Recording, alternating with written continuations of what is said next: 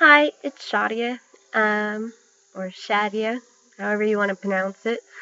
It's spelled the same.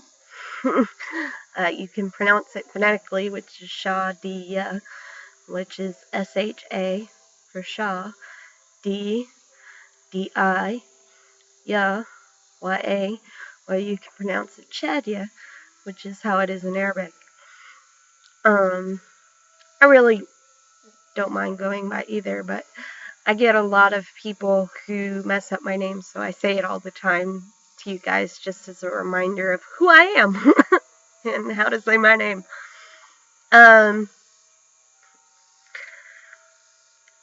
My son went to school the other day and did really well.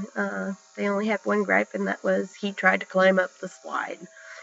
And for being a 5-year-old, climbing up the slide is the least of my concerns. My concerns are, is he learning how to read and write and, do all the educational stuff? Not that breaking the rules, such as not climbing up the side, doesn't hold as much meaning, but he's 5.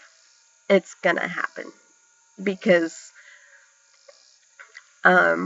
children are just meant to test the limits, of their surroundings. They test the limits, and they seek out a way to go about doing what they want. And it doesn't necessarily mean they're bad kids. That's just what they're going to do, and they're going to do that throughout their lives. So I've just come to accept that he's going to push his limits, and I'm just stern with him and continue to actively keep on him about doing the right thing. So that's what I have to say about my son and his schooling. I go back to school on the 26th full time, and I'm a little nervous and apprehensive because, it's gonna again change my schedule around and stuff like that. But I think I'm gonna be able to handle it pretty well. I have to drop off my son and then head off to school. So it's me taking my son to his school, and then I go to my school. And then I do that all day until about 2 o'clock, and then I head home. And around that time, Lonzo gets picked up by his dad, and I make sure that I get my work done and make sure that Lonzo gets his work done.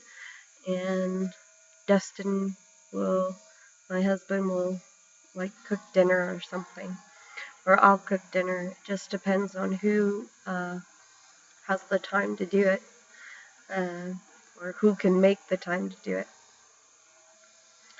But back to being apprehensive and nervous. It's okay to be scared, even if it's something that you've done before. Going into something again and having to restructure your life again and being apprehensive of what the outcomes are going to be is perfectly normal. And anyone will tell you it is perfectly normal and rational to have feelings and apprehensions about going back to school, even if you're just going back a semester or going back after already taking a class or going back after a few years. It's completely normal.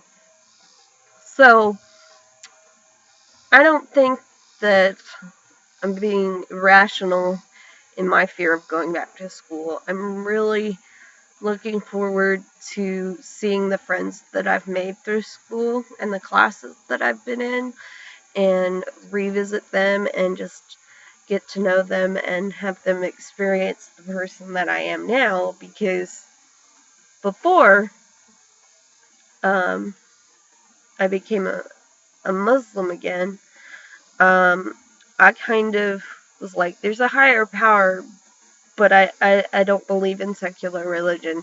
And it wasn't until I really sat down and examined Islam and the Muslim religion that I really found that that's what I believe. You know, like, for everybody it's different, and I respect people of all faiths. You know, it's like whatever you find divine providence in is solely on you. But for me, it was an awakening inside of me, and I was happier, I was healthier, I was living a life that was beneficial and had meaning, and continues to have meaning, and is always beneficial, and always I look at things in a more optimistic view than I did before. So, in a sense, religion has kind of helped me to find myself and respect myself and respect other people a little bit more than I originally did. And, you know, I'm really happy about it.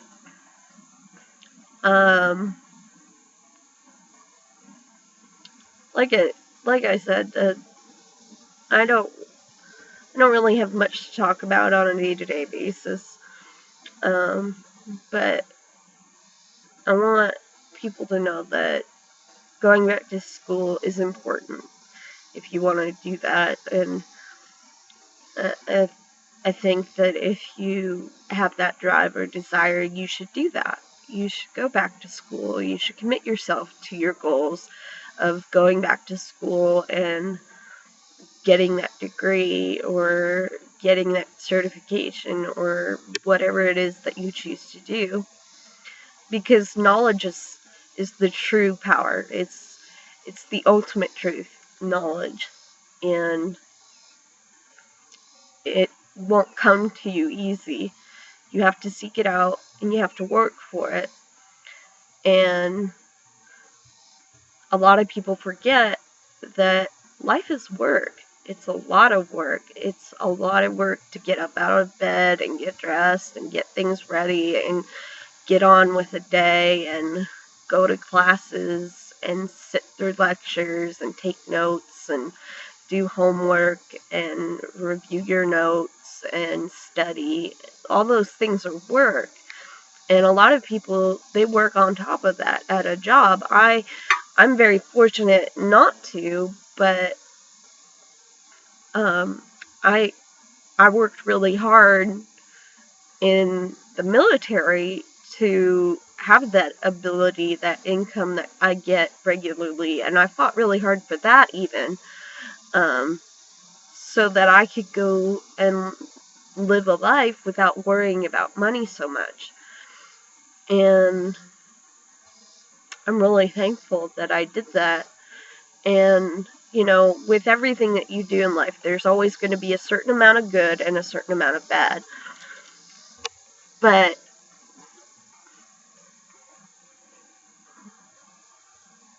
if in the end you're rewarded, it's worth it.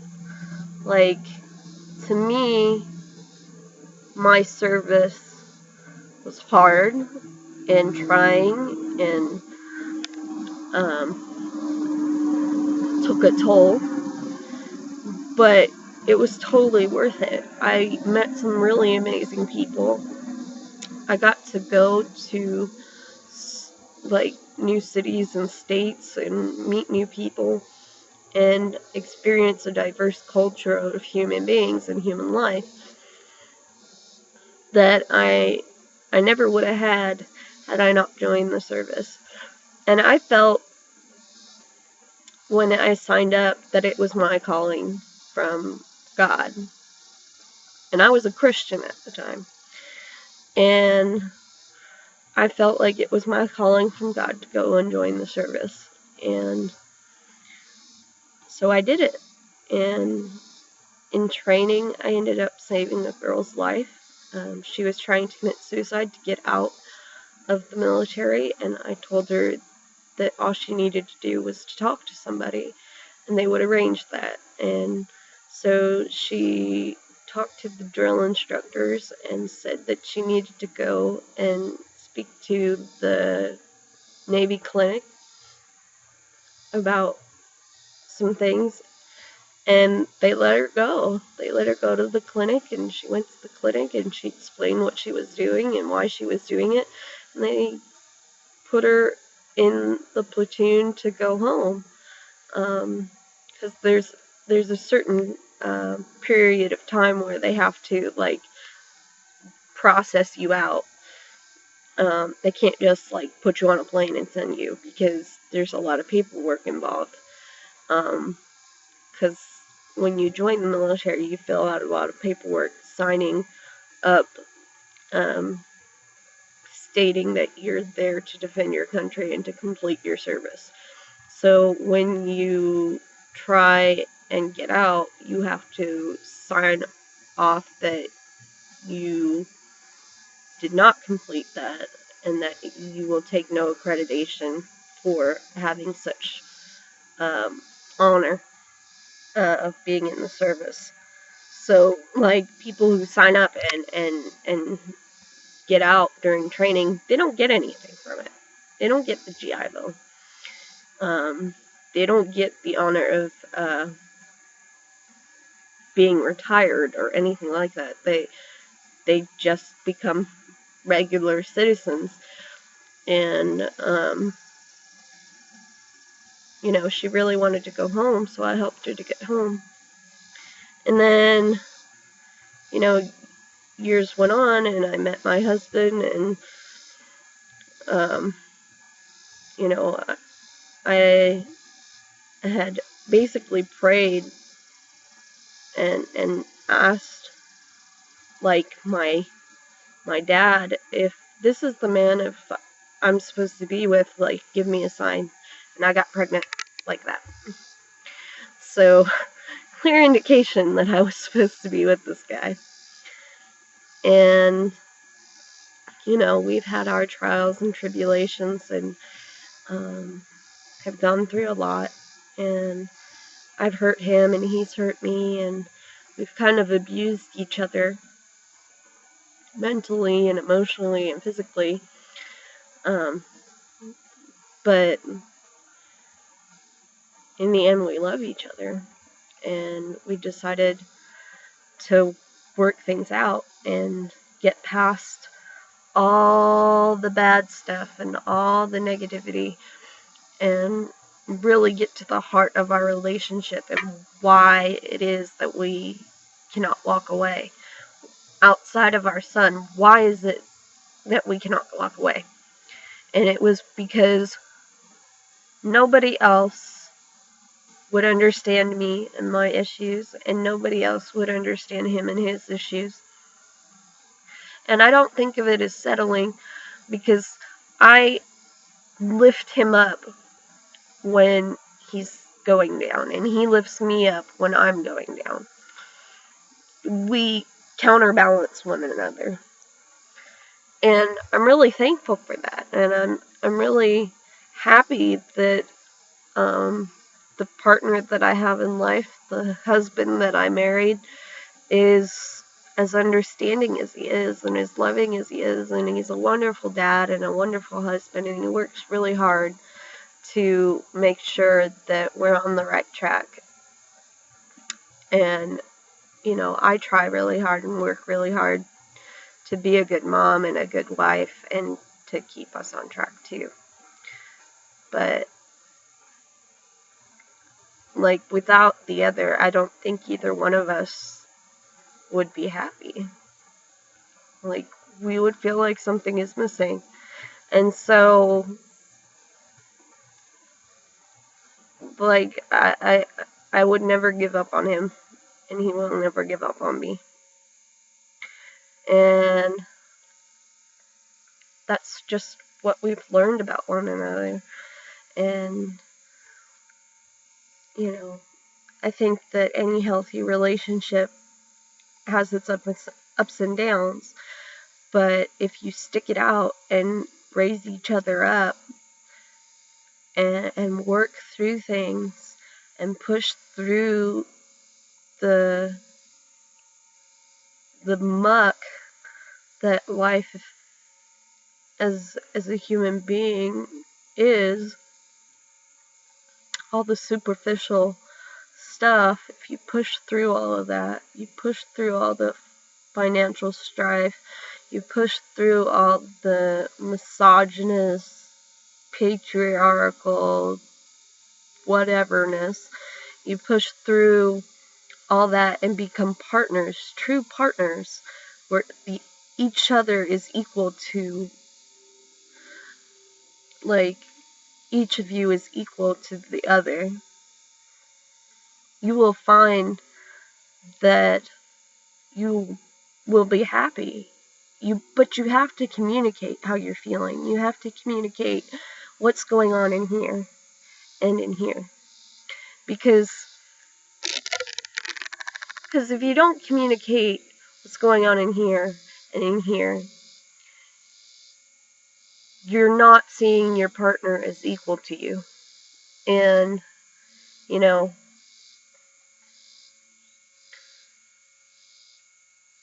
I think that a lot of times we're really reserved and nervous about expressing our feelings. But you shouldn't be nervous about expressing your feelings with the person that you call your partner, with the person you're dating, the person you're in love with, the person you want to marry, the person you are married to. You should never be nervous about expressing your feelings, because you should feel comfortable and being honest with them about what's going on with you. And they should feel the same way. And if there's a lack of that, that means that the person doesn't trust you, the person doesn't love you enough, that they haven't reached that point that you're at, and you're not partners. You're not equal to each other. You're just there. You just happen to be dating, or happen to be engaged, or you just happen to be married. The stigma that, you know, people go throughout their relationships is that they kind of just die down and become perfect roommates. And that happens with me and my husband sometimes too. Is, you know, we end up like doing our own thing and forget to come together and talk and communicate and have a relationship with one another. So every once in a while, when that starts happening, I'm like, we need to come together and talk. Like, we're not talking. We need to communicate, or go on a date, or do something, because this isn't working out. We need to be in a relationship. We need to show that we love one another, and that we're committed to one another, and that we trust one another, and communicate those feelings that are going on within ourselves, you know? And it's usually me who ends up like saying, you're really distant from me. I feel like we're just roommates. We need to talk. Because, like, I am a very sociable person, and my husband is not. Not to say that he doesn't have friends, but he doesn't go out of his way to do social things, like go to the bar, or go hang out with the boys. You know, he is involved in masonry, which takes up a bit of his time, and he hangs out with some really great people who work for charity and stuff like that. And, like, it's amazing what the Masons do. But he doesn't really do anything outside of that with other people.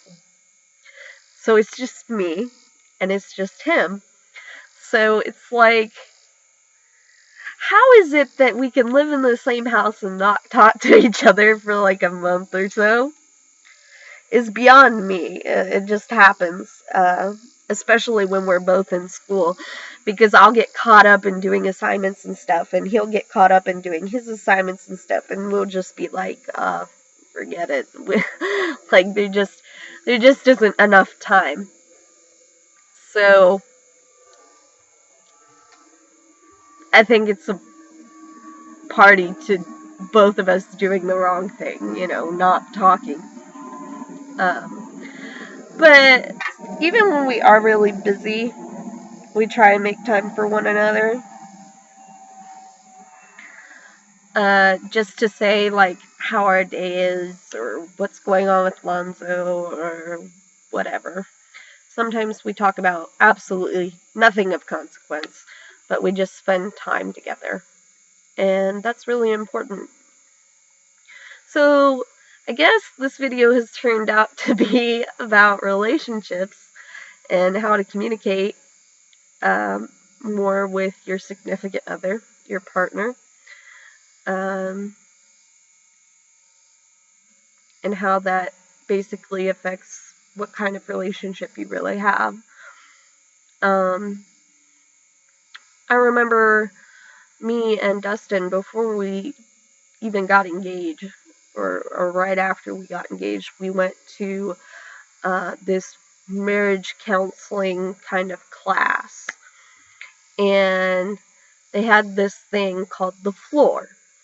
And it was like a little square thing with some rules on it. And like if you're on my Facebook, or if you've friended me on Facebook, you've probably seen it in my pictures, or some posts that I've put up on Facebook. I'll repost it again. But the image it gives a detail of like, okay, this person who has the floor speaks and says how they're feeling or how someone's making them feel. And then the listener, which is the person who doesn't have the floor, listens and then interprets what they've just heard from the speaker. And the speaker listens to the listener and corrects whatever misconceptions there are. And then they change places. And then the listener becomes the speaker, and the speaker becomes the listener, and so on and so forth, until you have completely communicated what one another is feeling. And I think that was a good practice for us, because we tended to do that in the way that we communicate with one another. Like, it's usually me saying, this is how I feel, and this is how you make me feel, and this is why. Or Dustin will be like, this is how I feel, this is how you make me feel, this is why. And we'll go back and forth, and I end up apologizing a lot to him, because the way I was brought up,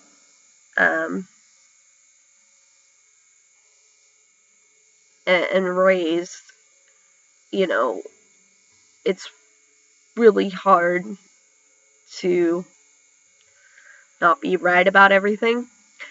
I call it the mommy complex, because it came from my mother. Because my mom always I'm right about everything, and I love and respect my mother, but she is not right about everything. She is 90% right, 10% wrong. There it is. Like, she is not perfect. She is not infallible. And I have to learn to have that humility in my life, that I don't know everything, and I'm not right 100% of the time. I am only right so much of the time. So, if this video kind of helped you, I'm glad. But again, I'd really like to get some insight and some questions and comments from you all.